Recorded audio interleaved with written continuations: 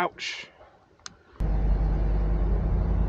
You know, my cousin calls this a Ford tool. Morning, folks. Today's project is weld the harvester head up a little bit, as well as the forwarder. Got ourselves a little fire going. I'll show you my welding setup. It's actually pretty nice for out in the woods, done on the cheap. So we got our Weld Mark welder. She's a little dirty. She lives in the job trailer. We got a 30 amp camping cord converted to the generator. Reason we used the camping cord, it was, you know, cheap. So we got our welder plug in there to our welder, and I can run this welder wide open on stick, so it works pretty good. Alright, you can see I got the piece of wood and the wedge pushing this piece back to home. I'll tack it, remove, and fill the crack I already ground out. Got a little guy right there and a little one on the other side of the head. So next is to lock everything out on this harvester and prep it for welding. Alright, gotta make sure that this thing is locked out for welding. In order to do so, make sure our master's off right here, and then we'll go around, we'll drop the brush guard on the back here. Ouch. You know, it's a little frozen. There's a little moisture in that.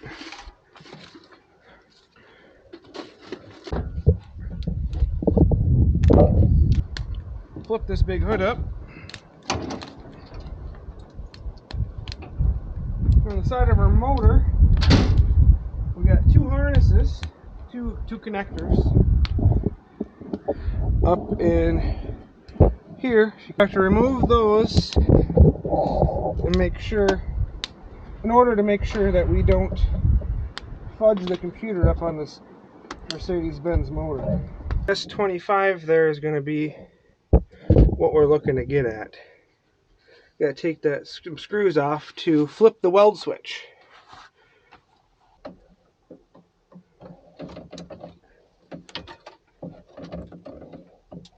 Alright, now we're in weld mode. Next up, let's establish a ground. So I gotta get our cables out here. Polarity when you're welding. Whatever, for me it works better. Not that it matters, right?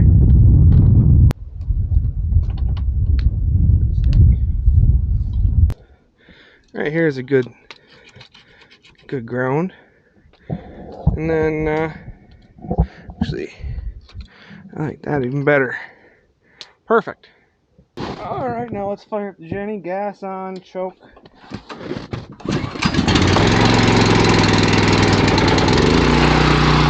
Welder on.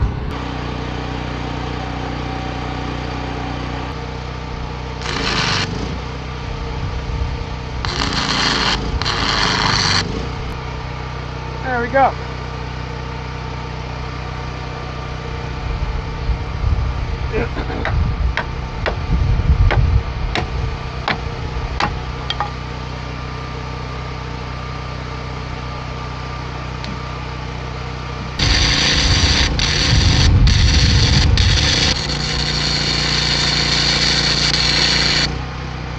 You know that old saying, grind and paint makes the welder, right?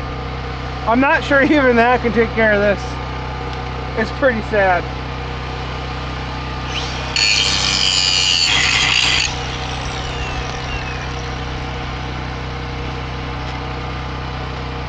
Oh, I think I need to grab the bigger here, but I gotta be careful not to let the sensor get hot.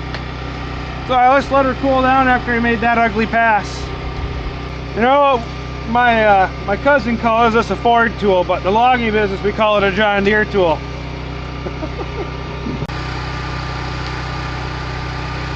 Now I'll make a little pass right here. There was a little tiny crack just starting to form.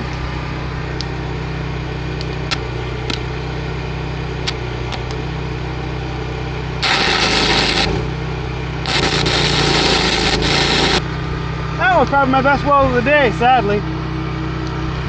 Oh yeah, it's in. See, I don't weld enough to stay real good at it is part of my problem. I got one more little tiny crack to do on this, and we gotta do some work on the forwarder. I'm gonna grease it up, and that might be my day out here. So let's hit this one.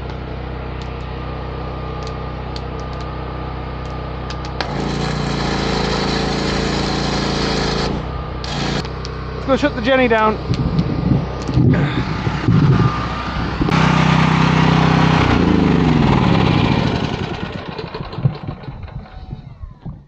Got some smoke running off the head here. I got a little tiny. Well, there's more flame in there than there should be. That's what the fire extinguisher is for, right?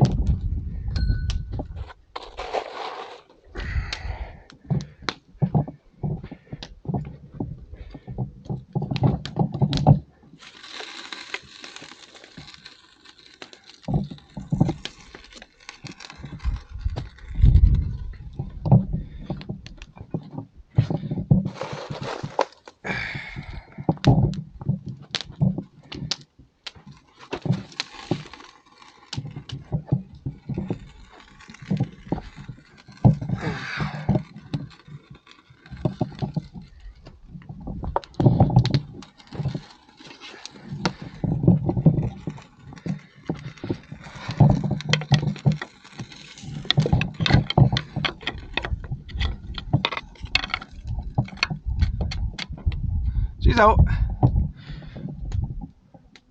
Can't get too panicked in a situation like that, or it gets worse. So we got her out. No big deal. Now just keep an eye on her for a few minutes before we walk away.